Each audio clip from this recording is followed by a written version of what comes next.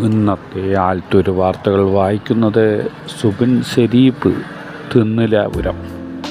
ഇന്ന് ഏപ്രിൽ മാസം 26, 2024 വെള്ളിയാഴ്ച. മാടമാസം 13 സവ്വാൽ മാസം 17 ഇന്ന് വരുന്നത്. ഇന്ന് കേരളത്തിൽ ഉൾപ്പെടെ 89 ലോക്സഭാ മണ്ഡലങ്ങളിൽ വോട്ടെടുപ്പ് നടത്തും. കേരളത്തിൽ വോട്ട് ചെയ്യാൻ വേണ്ടിയിട്ട് ഉദ്യോഗസ്ഥരും ജനങ്ങളും എല്ലാവരും തയ്യാറെടുത്ത് കഴിഞ്ഞു. ആൽത്തൂർ ഗേൾസ് സ്കൂളിലാണ് ഇത്ര വോട്ട് ചെയ്ത മുഷിയനൊക്കെ സൂക്ഷിച്ച് വയ്ക്കുക. അപ്പുറത്തെ ആൺകുട്ടികളുടെ സ്കൂളായ ASM സ്കൂളിൽ അവിടെ നിന്ന് പെട്ടിയും പ്രമാണങ്ങളും കടലാസും ഒക്കെ ആയിട്ട് ഉദ്യോഗസ്ഥർ ഓരോ സ്കൂളുകളിലേക്ക് ഇന്നലെ വോട്ട് ചെയ്യാനുള്ള സാമാനങ്ങളുമായിട്ട് പോയിട്ടുണ്ട്. അവിടെയും ഇലക്ഷൻ ഉണ്ട്. ആ സ്കൂളിലും ആൽത്തൂരിൽ ഏതാണ്ട് എത്ര സ്കൂളുണ്ടോ അവിടെയൊക്കെ വോട്ട് ചെയ്യാനുള്ള സംവിധാനങ്ങൾ ഗവൺമെൻറ് ഒരുക്കി വെച്ചിട്ടുണ്ട്. രാവിലെ 7 മണിക്ക് തന്നെ ആൾക്കാർ വെയിലാകുമ്പോഴേക്കും വോട്ട് ചെയ്യാൻ വേണ്ടിയിട്ട് പോകാൻ തുടങ്ങിയിട്ടുണ്ട്. മോന്തിയാകുമ്പോൾ 5 മണി വരെ പറഞ്ഞിട്ടുണ്ടെങ്കിലും മുഴുവൻ പേരിന് വന്നവർക്ക് വോട്ട് ചെയ്യാനുള്ള സൗകര്യങ്ങളൊക്കെ ചെയ്തു കൊടുത്തിട്ടേ അവിടുത്തെ ഉദ്യോഗസ്ഥർ അവിടുത്തെ പെട്ടി മടക്കുകയുള്ളൂ. എന്നിട്ടേ അവൻ്റെ ജോലി സ്ഥലത്തിൽ പറഞ്ഞേൽപ്പിച്ച് വീട്ടിലേക്ക് പോവുകയുള്ളൂ എന്ന് ഉറപ്പ് തന്നിട്ടുണ്ട്. കൊടുமைയായ വെയിൽ കാരണം പല ആളുകളും വോട്ട് ചെയ്യണോ വേണ്ടതെന്ന് ആലോചിച്ചിരിക്കുകയാണ്.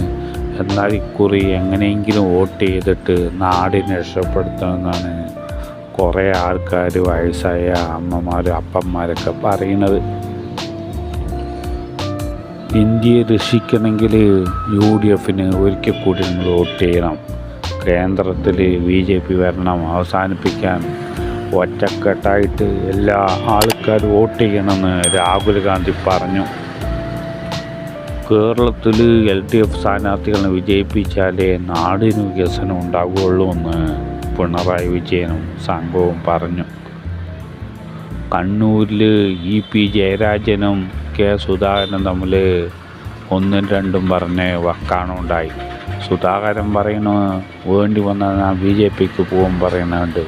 ശോഭാ സുരേന്ദ്രൻ പറഞ്ഞ് EP ജയരാജനാണ് BJPക്ക് വരണമെന്ന് പറഞ്ഞിട്ടുണ്ടായിരുന്നു. നാനുമായിട്ട് കൂട്ടം കൂടിയിട്ടായിരുന്നു ആ വക കാര്യങ്ങളെന്ന് ശോഭാ സുരേന്ദ്രൻ പറഞ്ഞിട്ടുണ്ടായിരുന്നു. മുസ്ലിം സമുദായത്തിന് നാണക്കേടും കടങ്ങേറും ഉണ്ടാക്കാൻ വേണ്ടിയിട്ട് കൽപ്പിച്ചു കൂട്ടിയിട്ട് ഇന്ന് വോട്ട് വെച്ചതാണെന്ന് പൊതുവെ പരാതിയുണ്ട്. വെള്ളിയാഴ്ച വോട്ട് വെച്ചതിൽ എല്ലാവർക്കും ദേഷ്യം കരുപ്പുണ്ട് എന്നാണ് പറയുന്നത്. പാലക്കാട്ടിൽ MP രാജേഷ് പറയുന്ന മന്ത്രിക്ക് കൈലിയാടാണ് വോട്ട്. രമ്യ ഹരിദാസിന് ആൽത്തൂർ ഗേൾസ് സ്കൂളിലാണ് അത്ര വോട്ട് രേഖപ്പെടുത്തുന്നത്. വിജയരാഘവൻ പറയുന്ന ആൾക്ക് തിരുസൂരാണ് വോട്ട്. എൻ്റെ സ്ഥാനാർത്ഥി സരസു കൊടുങ്ങല്ലൂർ വെമ്പല്ലൂരിലാണ് അത്ര വോട്ട് ചെയ്യുന്നത്. രാധാകൃഷ്ണൻ പറയുന്ന ആൽത്തൂരിലെ LDF സ്ഥാനാർത്ഥി ചേലക്കരയിലെ തോണൂർക്കരയിലെ ബൂത്തിലാണ് വോട്ട് ചെയ്യുന്നത്. ശ്രീകണ്ഠൻ പറയുന്ന UDF സ്ഥാനാർത്ഥി ഷൊർണൂരിലും വോട്ട് ചെയ്യും. കൃഷ്ണദാസ് പറയുന്ന BJPൻ്റെ നേതാവ് കൽപ്പാത്തിത്തൊരു സ്കൂളിൽ പോയിട്ടും വോട്ട് ചെയ്യും. നിർത്താണ്ട് കുരയ്ക്കുന്ന സൂക്കടായ ക്ഷയരോഗത്തിന് മരുന്ന് ഗവൺമെൻറ് ആശുപത്രികളിലൊന്നും കിട്ടാനില്ല എന്ന് പൊതുവെ പരാതി വന്നിട്ടുണ്ട്. ഉഷ്ണതരംഗം കൂടുന്നു. ആവി അടിച്ചിട്ട് ഉപ്പായി ഊരിയിട്ട് ഫാനിൻ്റെ ചോട്ടിലിരിക്കേണ്ട അവസ്ഥയാണ് ഉള്ളത് എന്ന് പറയുന്നു.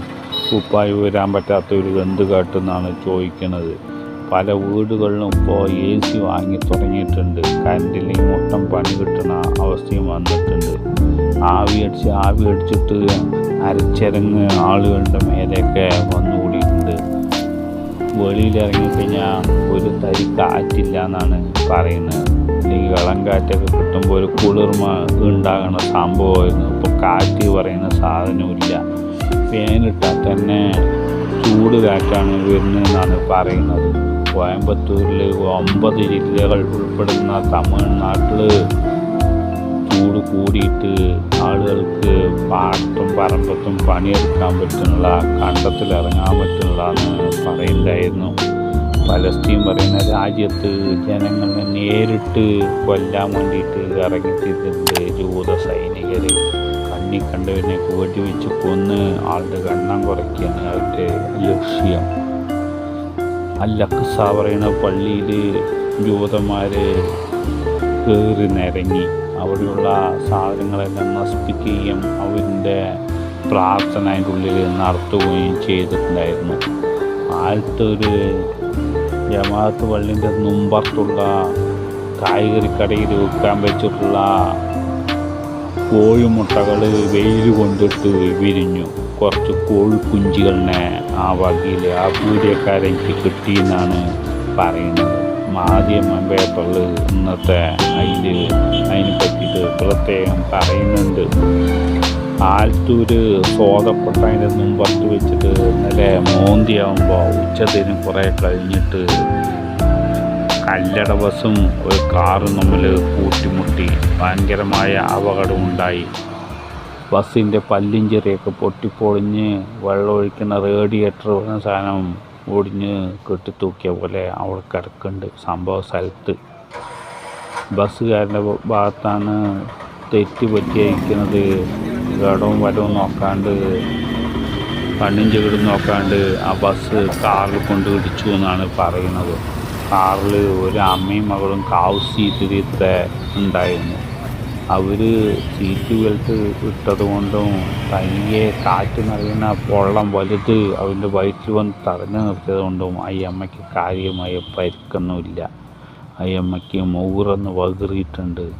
മകൾക്ക് താടിയിൽ പരിക്ക് പറ്റിയിരുന്നു. നമ്മാറയിലുള്ള വിറ്റ്സ് ആശുപത്രിക്ക് അവർ രണ്ടാളിനെയും കൊണ്ടുപോയി. ബസ് ഇനി ഇൻഷുറൻസൊക്കെ കൊടുത്തതിന് ശേഷം വിട്ടാക്ക കേസൊക്കെ ആയിട്ട് മാറ്റി വെച്ചിട്ടുണ്ട്. വഴിൻ്റെ ഓരത്ത് കാറൊക്കെ തവിട് പൊടിയായി എന്നാണ് അറിയാൻ കഴിഞ്ഞിരിക്കുന്നത്.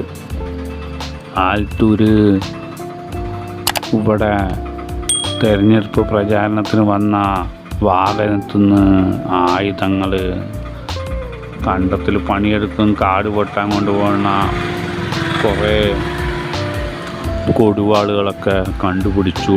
പോലീസ് കേസെടുത്തിട്ടുണ്ട്. തെരഞ്ഞെടുപ്പ് കമ്മീഷൻ വന്നിട്ട് അത് മൊഴിയെടുത്തിട്ട് കേസാക്കണം പ്രത്യേകം പറഞ്ഞിട്ട് പോയി. വടക്കഞ്ചേരിയിൽ വെച്ചിട്ടാണ് കുറി കലാശക്കൊട്ടുകളൊക്കെ നടന്നത്. UDFൻ്റെയും LDFൻ്റെയൊക്കെ കഴിഞ്ഞ കുറി ആലത്തൂർ അങ്ങാടി വെച്ചിട്ട് നടന്നിട്ട് അങ്ങോട്ടും ഇങ്ങോട്ടും കല്ലെറിഞ്ഞിട്ട് MLAയ്ക്കും രമ്യ ഹരിദാസിനൊക്കെ പരിക്ക് പറ്റിയിട്ടുണ്ടായിരുന്നു. കുറി അത് ഒഴിവാക്കാൻ വേണ്ടി ചെയ്തെങ്കിലും അവരവിടെ ചെയ്യുന്ന ഇവർക്കും അറിയില്ല. ഇവർ വടക്കഞ്ചേരി വെച്ചിട്ട് ചെയ്യുന്നതെന്നുള്ള കാര്യം അവർക്കും അറിയില്ല. അങ്ങോട്ടും ഇങ്ങോട്ടും അറിഞ്ഞില്ല. എങ്കിലും വലിയ കുഴപ്പങ്ങളൊന്നുമില്ലാതെ കലാശക്കൊട്ട് നടന്നു. എൻ്റെ സ്ഥാനാർത്ഥി സാൽസോടത്തിൻ്റെ പാർട്ടി ചെയ്തത് ചിറ്റൂരിൽ വെച്ചിട്ടാണ് കലാശക്കൊട്ട് നടന്നത്. മുൻ മുഖ്യമന്ത്രിയും മാർക്സിസ്റ്റ് പാർട്ടിൻ്റെ വലിയ നേതാവായ VS അച്യുതാനന്ദൻ ഇക്കുറിയും അമ്പലപ്പുഴയിൽ വോട്ട് ചെയ്യാൻ വരില്ല പറഞ്ഞു. കുറേ കാലമായിട്ട് മൂപ്പര് സുഖമില്ലാണ്ട് കിടക്കുകയാണ്, അതുകൊണ്ട് എണിക്കാൻ പോലും വയ്യ എന്ന് പറഞ്ഞിട്ടാണ് ഇക്കുറി വരുന്നില്ല എന്ന് പറഞ്ഞത്.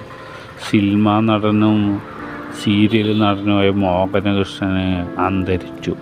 തൃത്താരിയിലെ മേഴത്തൂർ പറയുന്ന സ്ഥലത്ത് അവൻ്റെ സ്വന്തം വീട്ടിൽ വെച്ചാണ് മരിച്ചത്. 74 വയസ്സുണ്ടായിരുന്നു.